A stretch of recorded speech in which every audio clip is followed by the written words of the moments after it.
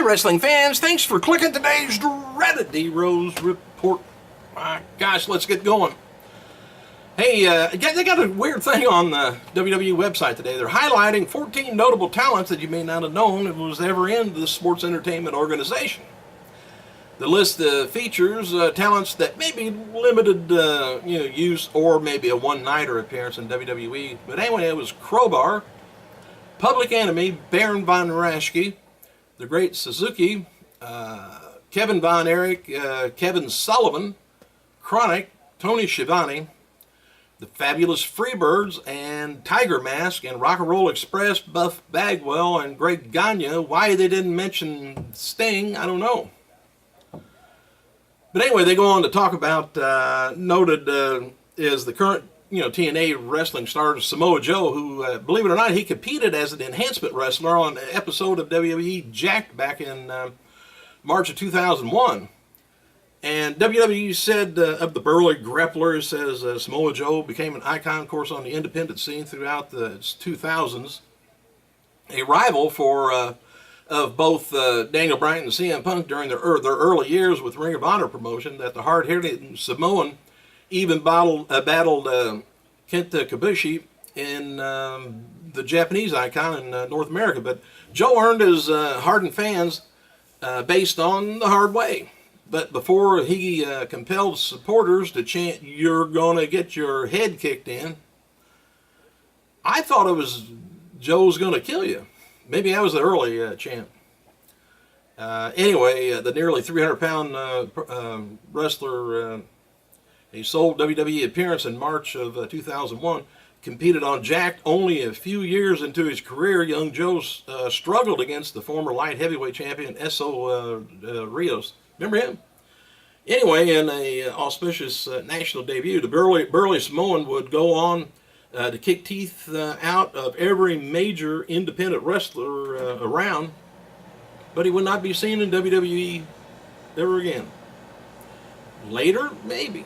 We'll see. WWE star The Miz spoke to New Orleans newspaper this week promoting the Elimination Chamber there, and when he was asked what it's like to play a babyface in WWE after spending years as the villain, he said, "Funny thing that I never changed." He says, "To me, I've never been good or bad. I've always been The Miz. The people always booed me and telling me I suck. Now they're chanting I'm awesome. Yeah, I'll take that." All right, here's a full article that was in NOLA.com. It said, speaking of New Orleans, NFL New Orleans Saint quarterback Drew Brees tweeted the following this Friday. Why am I telling you this? He says, "The word from the French Quarter is WWE is bringing WrestleMania to our house in 2014. So anyway, there's kind of a bit of speculation about the WrestleMania 30, but it's being held at the Mercedes-Benz Superdome in New Orleans, Louisiana next year. But with Sunday's Elimination Chamber pay-per-view taking place from that city, it's expected that WWE is going to make an official announcement regarding the WrestleMania 30 location over the next few days, so they'll probably wait till they get there if that's where they're going. Warner Brothers, by the way, has commissioned a new script for Spy Hunter. It's a feature film adaptation of the classic video game, and at one point The Rock had been rumored to star in the movie before it was put on hold. And WWE United States champion Antonio Cesaro was interviewed by Philadelphia radio station this week promoting the Chamber, and they said the latest issue, well anyway, he's on a media blitz. They're sending him around here and there promoting the pay-per-view. The latest issue of WWE Magazine featuring the following poster for WWE Studios is the Ring 3 Homefront starring The Miz, so that'd be on the front of their magazine. And I've got I get because I'm in the video business, insider papers and stuff. And this was on about 2 weeks ago. You can see the whole thing or not. Anyway, it's The Miz, and they're talking about, well, got the front page on it. And you open it up, and, well, they got a... I think I could open it up. Anyway, he looks kind of rough and tough and heroic, don't he? can zoom in and see all that. Anyway, it talks about $22.98 is going to be the DVD, and $29.99, and battle has just begun.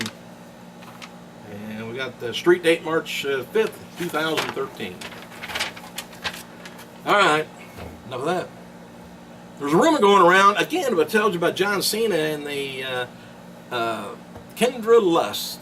Well, suppose he cheated on his wife with her. It said the substantial rumor, it started from the bodybuilding forum, which states that Cena supposedly met with Kendra Lust at a gym, met her there, and they carried on a sexual relationship while Cena was still married. And Miss Lust is denying the situation and issuing the following statement. She says, "I want to be clear the air of all this about my involvement with the superstar John Cena, although I'm a huge fan of Cena and his great moves in the ring. He's never made any of those moves on me personally." She said, "I've been a fan of wrestling since I was a kid, but the closest I've ever got to Cena was in the audience at a Monday Night Raw. And this is just an internet rumor, no merit. Wish him the best of luck. Do not wish him cause him any harm or conflict in his marriage," which I think he's already divorced. So, but she didn't help things by tweeting some pictures out of herself with a replica WWE belt, but no evidence of them having a rumor. All it is, having a rumor. Hey, on this day, we lost a couple of personalities. In 1998, we lost former WWF, WCW, ECW wrestler Louis Spicolli at only the age of 27. Can you believe that? Anyway, he died of an overdose of soma and wines, and several tributes had been paid to him by the wrestling world, notably from WCW, where he was at, I think at the time, if I remember right, and Stevie Richards. And 10 years later, one-time NWA television champion Johnny Weaver died at the age of 72. It's always possible that WWE could put CM Punk into a John Cena versus Rock WWE title match at WrestleMania 29, but nobody within WWE is seriously suggesting that, and word is that the best bet remains still is going to be Cena Rock Part 2 as a singles match. They're kind of worried about CM Punk's health. Anyway, The Rock versus, I think this would be great, either this or The Rock versus Austin next year. But anyway, The Rock versus Lesnar has already been heavily discussed for either next year's SummerSlam pay-per-view or WrestleMania 30. The main reason it didn't happen this year is because officials wanted The Rock in with the WWE title storyline, and with Rock's schedule and everything else, WWE felt that, it would not have made sense to have that title on the line, because if Lesnar won it, he's only got just a few days a year he's wrestling. So Sheamus is making media rounds in New Orleans this morning promoting the Elimination Chamber, and if you catch any of the TV shows and stuff, please make a note of it. And there's definitely concern about Punk and how beat up and more hurt that he is than what he's letting on. WWE officials will likely keep him protected as much as possible between now and WrestleMania 29. And The Rock has been nominated for the Best Male Butt Kicker. Not kisser, but kicker. Awards in the 2013 Nickelodeon Kids' Choice Awards for his role in Journey to the Mysterious Island. The awards are going to be airing live on Saturday, March 28th, 8 p.m. Please make a note of that.